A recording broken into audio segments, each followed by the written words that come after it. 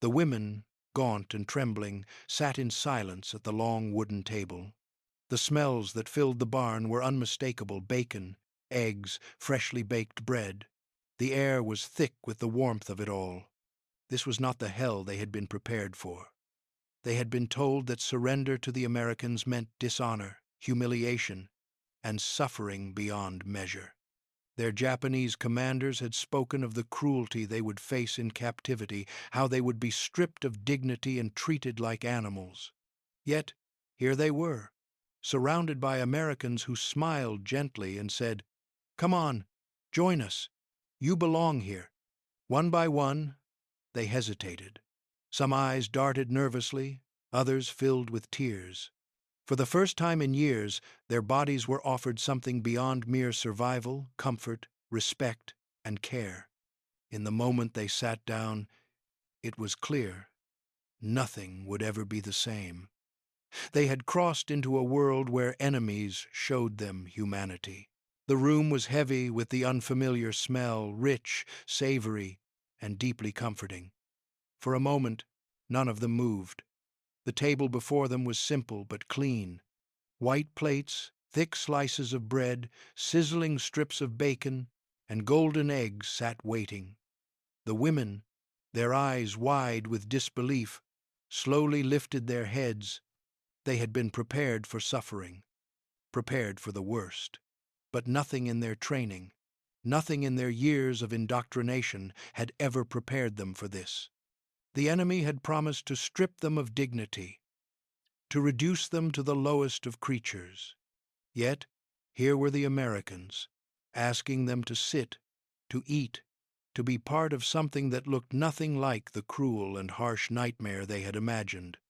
The cowboys standing at the front of the room were no different. They watched the women with curiosity, not scorn. One of them, a tall man with a weathered face, raised an eyebrow and muttered something in a thick Texas accent. "I guess they didn't tell you we eat like this." His words, casual and almost playful, only deepened the women's confusion. Their bodies, used to surviving on scraps of rice and bitter tea, trembled with a mixture of fear and hunger. It felt like a dream, something that couldn't possibly be real. A woman sitting at the table hesitated, glancing from the food to the American faces that surrounded her. She was the first to break the silence, lifting her chopsticks, what little she had left of her culture, and awkwardly reaching for the bread. Her hands were shaking. It wasn't just the hunger that caused the tremble. She had never before seen food prepared with such care, such abundance. She had never seen kindness wrapped up in a plate of hot food. The meal, with its warmth and its simplicity, was more than just food. It was a revelation. The Japanese soldiers had been indoctrinated to believe that surrender meant disgrace, that to be taken as a prisoner was to be less than human. Yet here they were treated with care and consideration, not cruelty. There were no jeers, no mocking laughs. There was no stripping of dignity, just a simple act of offering food, offering comfort, offering humanity. In the face of such unexpected kindness, the walls they had built around themselves began to crumble. Tears welled up in the eyes of one woman, an older soldier who had spent years fighting with the belief that surrender was the ultimate dishonor. She placed her chopsticks down, her hands trembling as the weight of it all settled in. She could feel the years of training and pride begin to shatter.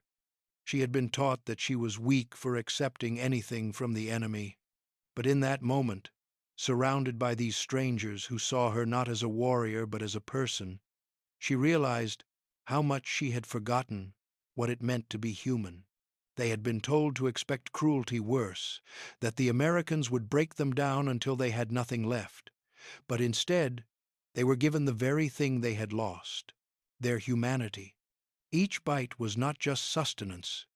It was an invitation to let go of their old beliefs. They belonged here. They belonged at the table. In the quiet of the mess hall, the women began to understand something that no propaganda had ever allowed them to see. The enemy was not what they had been told, and perhaps neither were they. The room, once tense with suspicion, now hummed with quiet conversation. The food, though strange, was no longer an enemy in disguise, and for the first time the women found themselves wondering if this was what it meant to be a prisoner. Perhaps it wasn't as shameful as they had been led to believe. But even as they sat with full bellies, the echoes of their pasts haunted them.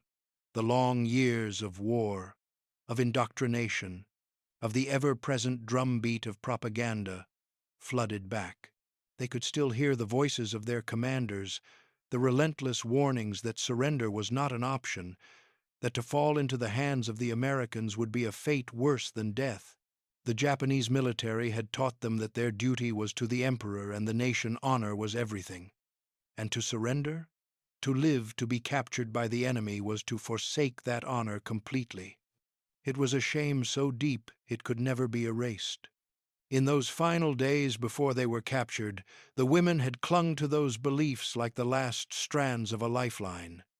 They had been taught to fear Americans, to see them as monstrous, inhuman creatures.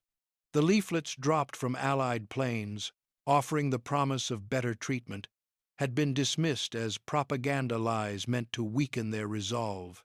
No, they had been told, Americans were cruel. They would beat, starve, and break them. No one who had surrendered had lived to tell the tale. The women could almost hear the words of their military instructors, drilled into their minds.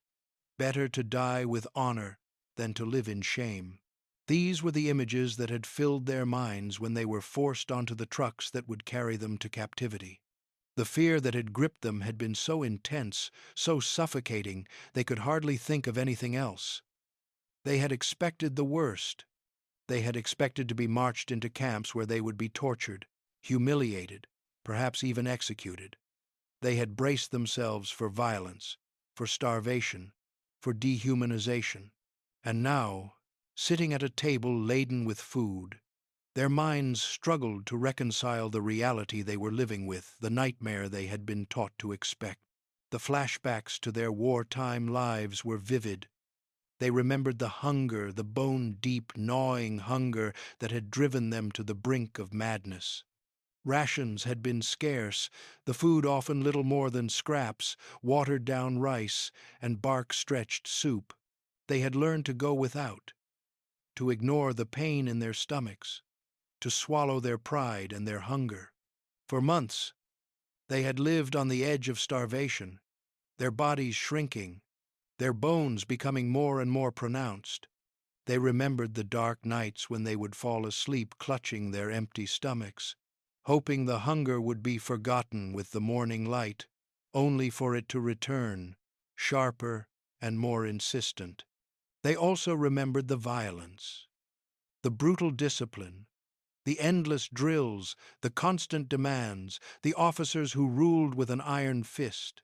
Fear had been their constant companion, fear of failure, fear of making a mistake, fear of being punished. Women who faltered were struck across the face, humiliated in front of their comrades. Those who couldn't keep up were left behind, abandoned to die alone in the wilderness. This was the price of loyalty, of honor, and the women had paid it every day, without question. As the memories of war rushed back, so did the shame of surrender. They had been taught to believe that to be captured was to be broken, and yet here they were, sitting at a table, fed and clothed by the enemy. The weight of that shame was heavy, a constant presence that pressed down on their chests. It was as if the very act of survival had betrayed everything they had been taught to believe. To eat, to rest, to allow themselves to experience kindness, it felt wrong. It felt as if they were giving up something essential, something irreplaceable. The psychological weight of surrender had begun to settle in. It wasn't just the physical hunger that was hard to reconcile. It was the emotional cost. To accept kindness, to accept humanity from the very people they had been taught to hate, was like stepping into a world that didn't exist. It was as if the ground beneath them had shifted, and they no longer knew what was real. What did survival mean now? What did honor mean now? The questions gnawed at them long into the night. When they lay in their bunks, staring up at the wooden slats of the barracks, their bodies were full, their stomachs warm, but their minds were filled with uncertainty. How could they reconcile the trauma of their past with the strange kindness they were receiving? How could they square their survival with the shame they had been taught to carry? For the first time, they began to wonder if their understanding of the world had been wrong all along. It was small moments that began to chip away at their deeply ingrained beliefs, acts of kindness so simple, so foreign, they seemed almost absurd. The next morning, after the meal, the women were led to another part of the ranch, where a line of clean clothes awaited them. It wasn't much, just simple shirts, trousers, and undergarments, but to the women it was like being offered something sacred. These were clothes they could keep, clothes they could wear, clothes that didn't smell of sweat or blood or the long months of war. The clothes felt like a new beginning, but at the same time, they felt like a weight they hadn't asked for. One woman, a young girl from Nagoya, held up a set of clothes and stared at them as though they might vanish if she blinked. She had spent the past few years wearing the same tattered uniform, stitched together in desperation, hoping it would somehow shield her from the world. She had grown used to the smell of the dirt and sweat on her body, to the feeling of humiliation that came with every glance from her fellow soldiers. But now, holding these clean clothes in her hands, she felt like she had been given a part of herself back. For the first time in what felt like years, she realized she had been denied something simple, something human. To have something new, something that wasn't borrowed, that wasn't taken by force. It was a feeling she didn't know how to process. The clothes were not the only thing that unsettled them. Next came soap, real soap, thick and fragrant. They had been given the barest of essentials in their time with the Japanese military, always told that cleanliness was a luxury, a sign of weakness.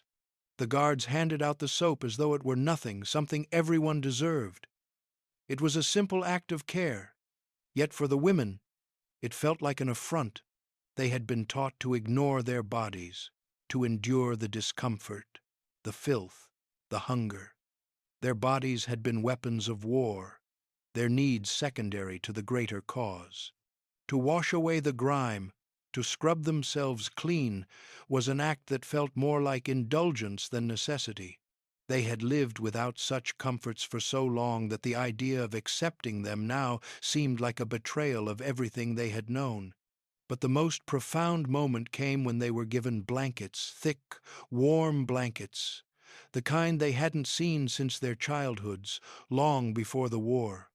At first, the women hesitated, unsure whether to take them. A blanket was something to be earned, something to be given only after enduring the worst. To accept it felt wrong, but as they pulled the blankets around their shoulders, they realized how much they had been deprived. The warmth of the blankets seeped into their bones, and for the first time in what felt like forever, they allowed themselves to rest. They lay down, wrapped in softness, their heads nestled into the pillows, and as the sun set, casting long shadows across the ranch, they were forced to confront an uncomfortable truth. This was not a place of shame. It was a place where they could be treated like people. For the young nurse, the first night spent under a real blanket was both a relief and a revelation. She closed her eyes, the softness of the fabric surrounding her, and for the first time in what seemed like forever, she allowed herself to sleep without the weight of fear and shame. It wasn't just the blanket that comforted her, it was the fact that someone had seen her, had offered her something as simple as rest. She didn't know what to do with that kindness. But as she lay there, Staring up at the ceiling, she realized something she hadn't allowed herself to admit before. She was worthy of it. And with that realization, a quiet revolution began in her heart. It was the small things that continued to crack the shell of the world they had once known, but nothing had prepared them for the moment when they were allowed to bathe. It was a simple request, a suggestion, even. Yet to the women it was nothing less than extraordinary. The camp guards led them to a small building, no more than a wooden shack with a flickering light inside. The sound of running water trickled through the cracks in the door. The air was thick with the scent of soap, the kind that hadn't touched their skin in years. When the door opened, the women hesitated. They had been in the dirt and grime for so long that the idea of cleanliness felt foreign, almost suspicious. It was as though they were being led into an unfamiliar territory where comfort was both a gift and a trap. The first to enter stepped cautiously, as if stepping into water might be stepping into an illusion. And yet, the warm water was real, the soap was real, and the towels that were handed to them were soft, luxurious even. The women stared at the soap in their hands, twisting the smooth bar in their fingers as if they were holding something sacred. They had not known true cleanliness in so long. The war had stripped them of more than just food and shelter. It had taken their dignity, their self-worth, their very humanity. They had been reduced to prisoners of war, not just by the enemy, but by the very nature of the world they had been forced to accept. Now, as they stood before the water, the realization began to seep in. This was not just a bath, it was a reclamation of their bodies, of their self-respect, of their lives. They were no longer just soldiers, they were women again. The women entered the water one by one, shedding the dust of the battlefield along with the years of suffering. They scrubbed their skin as if trying to scrub away the past, the memories of hunger and fear. For some, the act was liberating. They laughed, a sound they hadn't made in what seemed like an eternity. The water was warm, soothing, and for a few moments it washed away more than just the grime. It washed away the weight of war, the weight of trauma. One woman, an older soldier who had seen countless horrors, let out a choked sob as she scrubbed her face. It wasn't just the dirt that fell away, it was the grief, the loss, the pain. When they finished, and the last of them stepped out of the water, the guards handed them fresh towels. These were not rough, military-issued towels, but soft, thick ones that felt like luxury in their hands. They dried themselves in silence, still unsure of how to accept such simple comforts. They had been taught to endure, to suffer, to give everything for the war effort, to take care of themselves now. To accept these small luxuries felt like a betrayal of everything they had known. But the longer they stood there, wrapped in their towels, the more they began to realize that perhaps this was not betrayal, it was survival. As they walked back to the barracks, some of them touched their faces, feeling the smoothness of their skin for the first time in years. The very act of touching themselves felt strange, almost forbidden, but there was also a sense of gratitude that tugged at them. They had been treated as human beings, not as enemies to be broken, not as tools to be used. They had been given the opportunity to be themselves again. It was a small thing, but it was enough.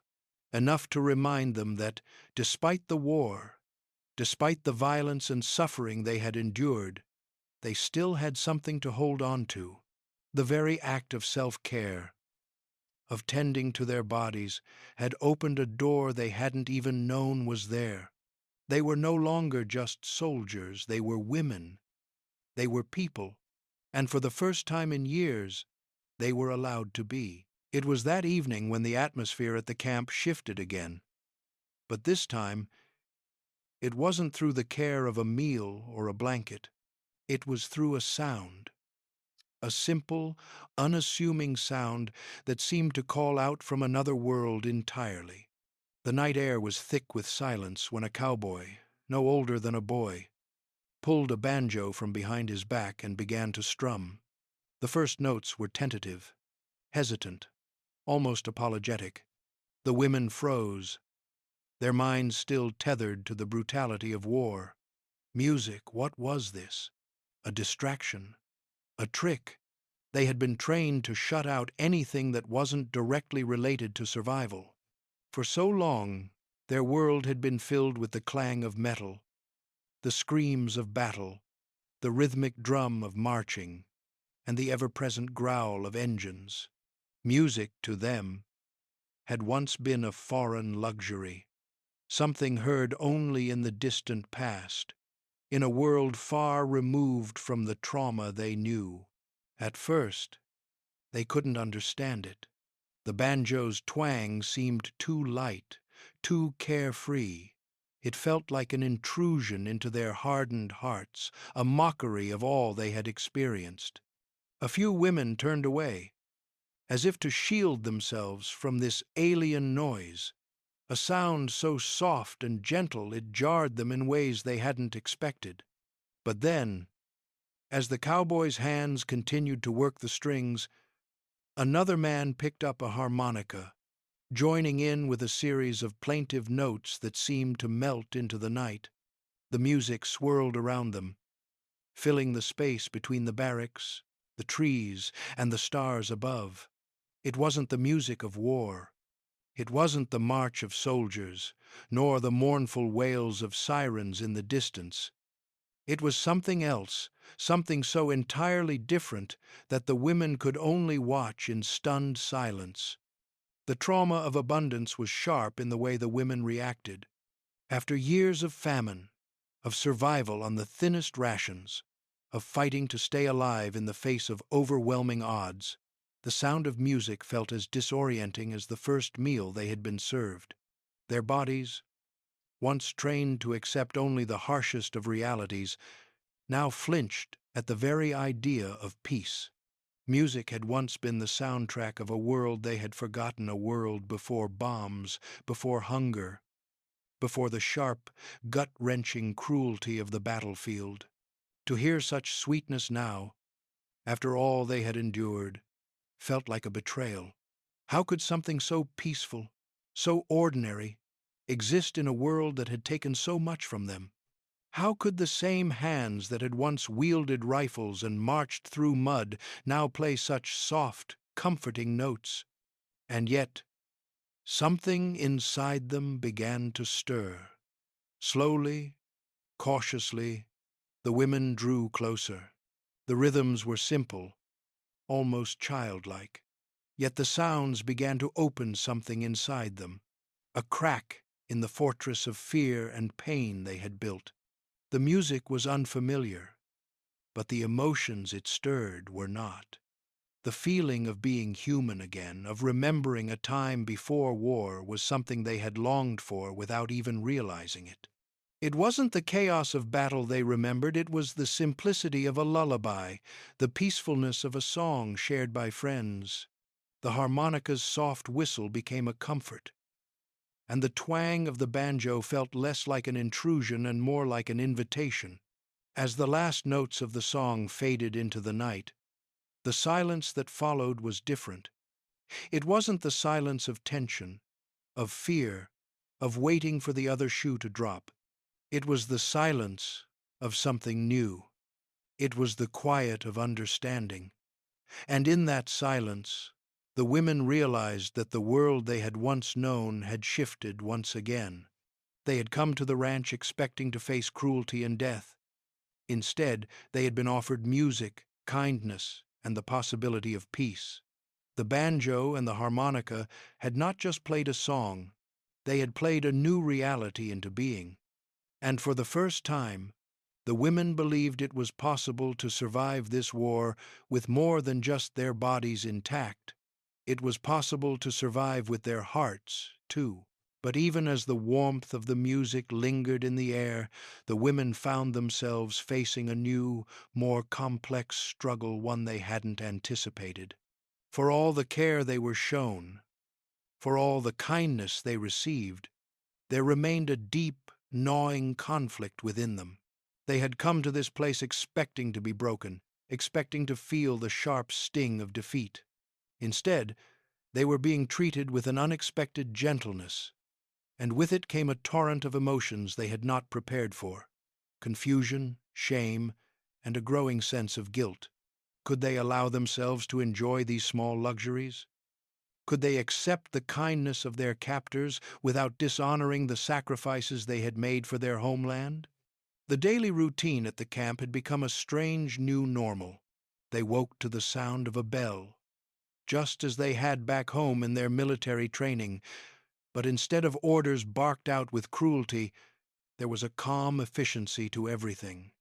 Breakfast was served in the mess hall, filled with hearty, hot food: bacon, eggs, bread, butter. It was more than they had seen in years. As they ate, they felt a deep, uncomfortable sense of relief. They were fed, yes, but they were also nourished in a way that made them question their worth. Should they be eating like this? Should they be allowed to rest and feel human again? Or was this an indulgence they didn't deserve? A small betrayal to everything they had fought for? The clothing they were given was equally disorienting. No longer did they wear tattered uniforms or dirty rags.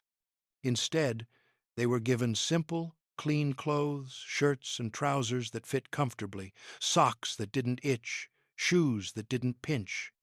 For some of them, the very act of wearing something new, something clean, was an alien experience. It was as if the fabric of the clothes themselves was stitched with the question, "Why do you deserve this?" They had been soldiers trained to sacrifice, to suffer. In these clothes they felt like impostors. The softness of the fabric against their skin felt like a stark contrast to the hardened lives they had lived. Rest, too, became something of an internal battle. The barracks were basic, nothing more than wooden floors and straw mattresses, but they were far more comfortable than anything they had known in years.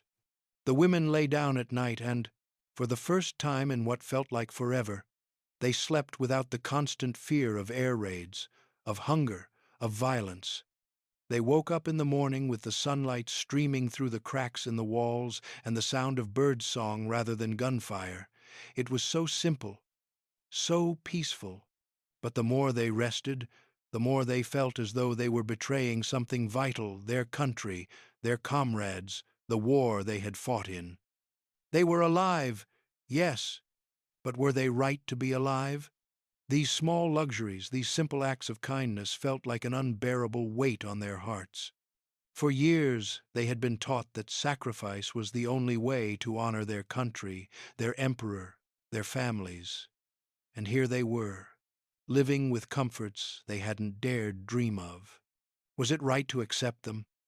Could they, in good conscience, enjoy the food, the rest, the clothing, when so many back home were suffering? Every bite of food felt like a betrayal of their comrades. Every peaceful moment a reminder of the war they had left behind. In the silence of their own thoughts, they began to realize something profound. The war was not just something that had taken lives, it had taken their sense of self. The question of who they were, of what they had been fighting for, no longer had a simple answer. And as they lay in their beds, bathed in the soft light of the camp, they felt something shifting. It was not just their bodies that were being healed, it was their understanding of the world and their place in it. The war had taught them to expect cruelty and loss. But now, in the face of kindness, they were being forced to reckon with a new reality: that survival meant more than just enduring. It meant learning to live with the guilt of surviving. The opportunity to write letters to their families came as an unexpected gift. The Americans, with their strange generosity, had provided paper, pens, and ink. It was a simple act, a gesture of normalcy, but to the women it felt like a window into another life. At first, the thought of writing a letter filled them with hesitation. There was a profound fear that gripped them, not just the fear of what they might say, but the fear of what their words might reveal. Would these letters be read by the Americans? Would they be used against them? Their minds, still clouded by years of propaganda and suspicion, couldn't quite accept that such an act could be free of consequence. Could they truly write what they felt? Or would they be forced to mask their thoughts, to betray their own experiences with lies? But as the days passed, the weight of the opportunity began to settle in. A letter home, what did it even mean now? The women had been trained to uphold certain ideals, to glorify the war effort, to write with pride and duty in mind. They had been taught to hide their fear, their pain, their doubts. The letters they had written before, the ones that had gone out to their families during the war, were filled with carefully crafted lies, promises of strength, assurances that they were fighting for something greater. But now, in the strange silence of the camp, with nothing but a blank sheet of paper in front of them, the women were faced with an entirely new question. Could they be honest? Could they tell their families the truth? The act of writing became something more than just a communication. It became an emotional reckoning. Each woman sat with pen in hand, staring at the paper as though it were a mirror. The words didn't come easily. The silence was heavy, filled with the weight of everything they had been through. The guilt, the confusion, the shame of surviving it all seeped into their thoughts. To write to their families now felt like an admission of something they had spent years trying to suppress. That they had survived a war that had taken so many lives, but they had not done so without cost. One woman, a nurse who had cared for the wounded in the field hospitals, wrote of the exhaustion that weighed on her bones, the unrelenting duty that had kept her from considering her own needs. She described the exhaustion of seeing young soldiers die in front of her, knowing she could do nothing to save them. But her letter was also a confession, she wrote, of how, after the war had ended, she had been forced to reconsider everything she had believed. She wrote of the kindness of the Americans, of the strange sense of comfort she felt in their camp, and how it made her question whether she had been fighting for something worth losing so much over. These letters, once sealed and sent, became something more than a connection to the past. They were the first public acknowledgement of the emotional transformation that had begun within them. To write, to speak the truth, was to recognize that survival meant change. They were not the same women who had been shipped across the ocean in the back of a truck. The war, with its horrors and its sacrifices, had shaped them, but it was no longer the defining force in their lives. The letters were their way of saying that they had moved beyond the war, that they had survived, yes, but in doing so, they had also found something else, their own humanity. The letters were sealed, the ink still fresh, and as they were sent out into the world, the women sat with the knowledge that the words they had written were not just a communication, they were a new beginning. They had confronted the truth of their survival, and in doing so, they had left behind the old world, the world of propaganda, of war, and of sacrifice. What lay ahead, they couldn't know, but for the first time in years, they allowed themselves to feel the possibility of something different, something better. As the days stretched into weeks, the women's world began to change in ways they hadn't imagined. The routine of the camp continued, but it no longer felt like a prison.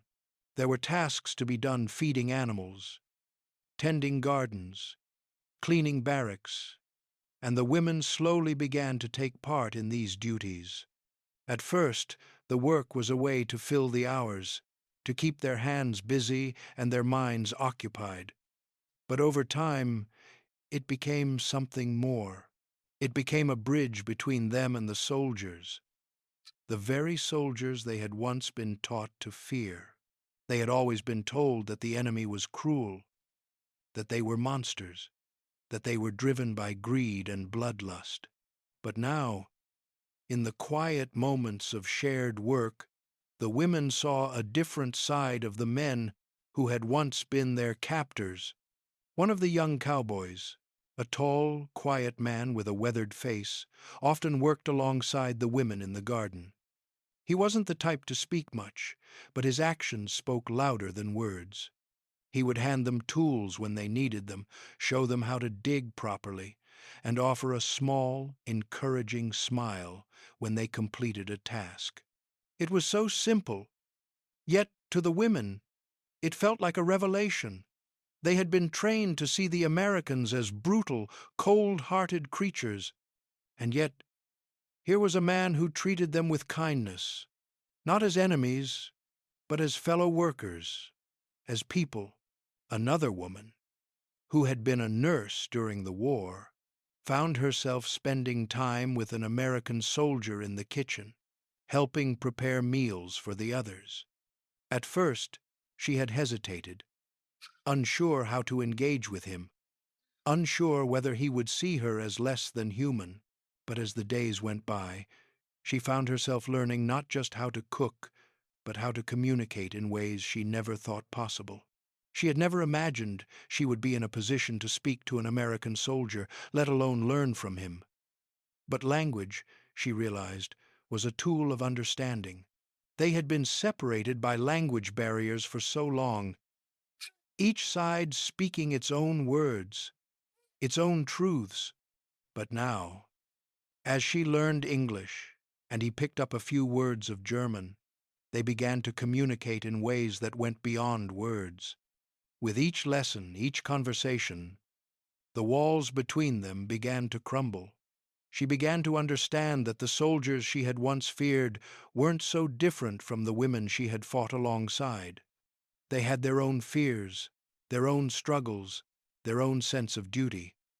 And as they spoke, the space between them grew smaller, and the bitterness of the war seemed to fade.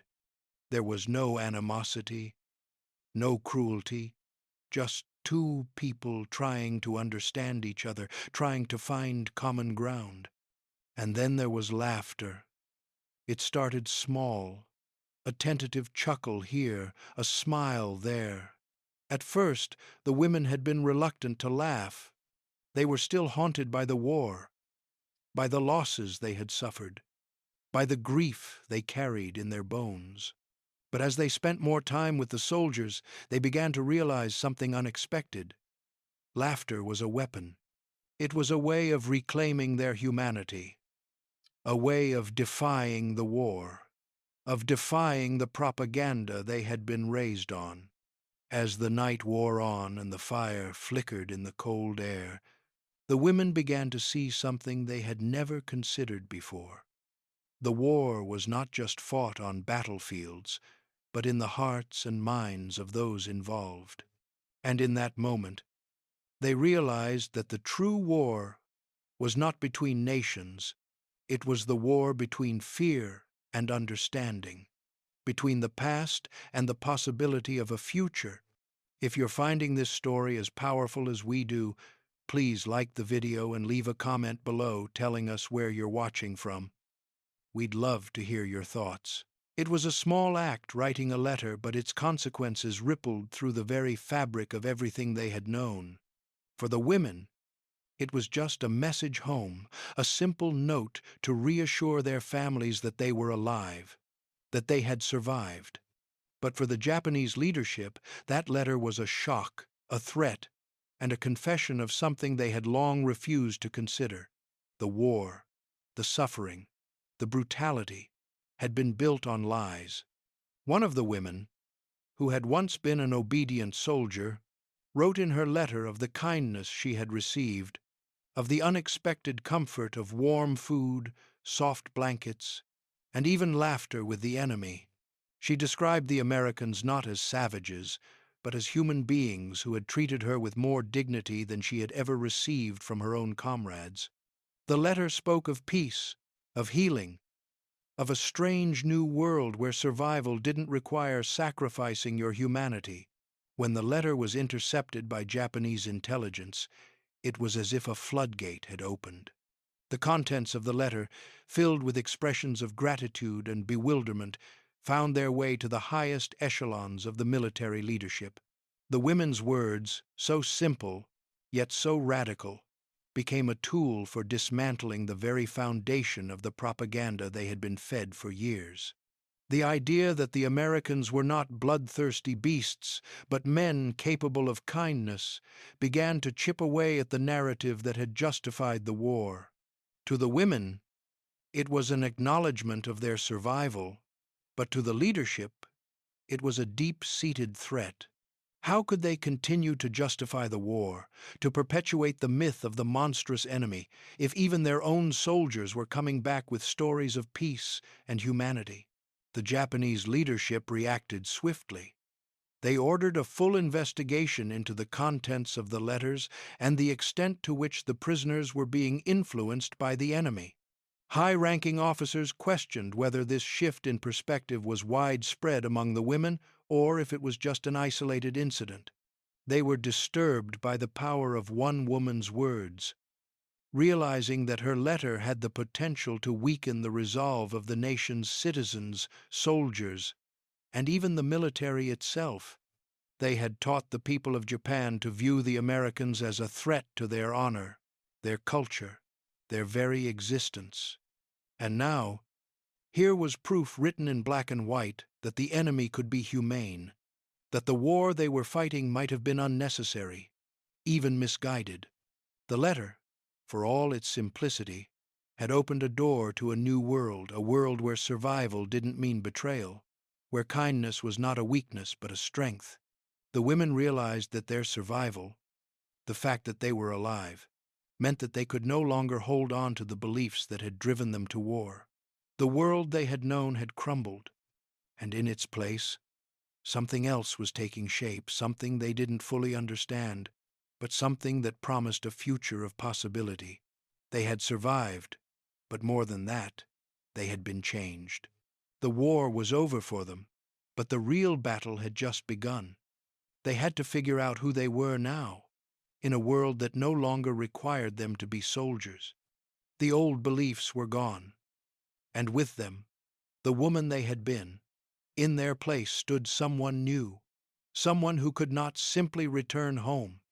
They had to face the world that awaited them and reconcile the person they had become with the history they had left behind.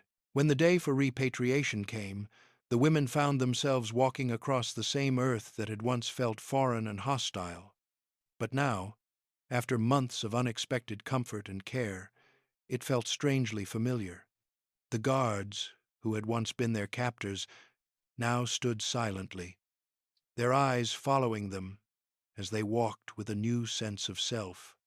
The ranch, the sounds of the banjo, the quiet conversations, and the laughter, they would never forget it. They were leaving behind not just a camp, but a place that had transformed them in ways they never thought possible. One of the youngest women, who had once been fragile and gaunt, was now heavier in body. Her face, once hollow from malnutrition, had filled out. Her arms, once skeletal, now held strength. But it wasn't just her body that had changed. Her mind had undergone a metamorphosis, too. The woman who had arrived at the ranch, a broken shell, unsure of her place in the world, now stood taller, more grounded. She had been given food, rest, and dignity, and she had become something more. She had become herself again. When she boarded the ship back to Japan, she was no longer the person who had been carried onto American soil, scared, starving, unsure of her survival. She was someone different now, someone who had learned to question everything she had ever been taught. It wasn't just the physical transformation that marked her. It was the emotional and psychological weight she carried now. The weight of understanding, the weight of having seen the world through a different lens. The women were all changed in ways they could not yet articulate. Some were heavier, not just with the food they had been given, but with the realization that they would never be able to erase the experience they had gone through. It was not just the kindness of the Americans that had transformed them, it was the very act of surviving in a world that had once been their enemy. To have been treated with such care, such humanity, was a revelation. It challenged everything they had been taught. It was not just survival they had achieved, it was the shedding of the old world they had known, and the painful rebirth of something new. As the ship sailed, the women sat together in quiet contemplation. They had written letters, but now they were filled with a new kind of grief, not the grief of the war, but the grief of returning to a world that no longer felt like home. How could they reconcile their new selves with the identities they had left behind? How could they face the families they had left, knowing they had been changed in ways no one would understand? How could they return to the war they had fought in, knowing the truth they had learned about kindness, about humanity, about the possibility of peace? The ship arrived back in Japan, and the women disembarked, their bodies heavier, their minds full of new questions. The world they returned to was one that they no longer understood. The country they had once sworn to defend now seemed distant, alien. How could they go back to the lives they had left behind when they had seen a different way of living, one that had offered them more than just survival? The young woman, her body transformed but her mind still unsettled, left the camp behind. She was different now. She was not the same person who had arrived, broken and starved. She had walked away from a war, and in doing so, she had learned that survival wasn't the end. It was just the beginning. If this story moved you, please like the video and tell us where you're watching from in the comments. Thank you for remembering a piece of history the world nearly forgot.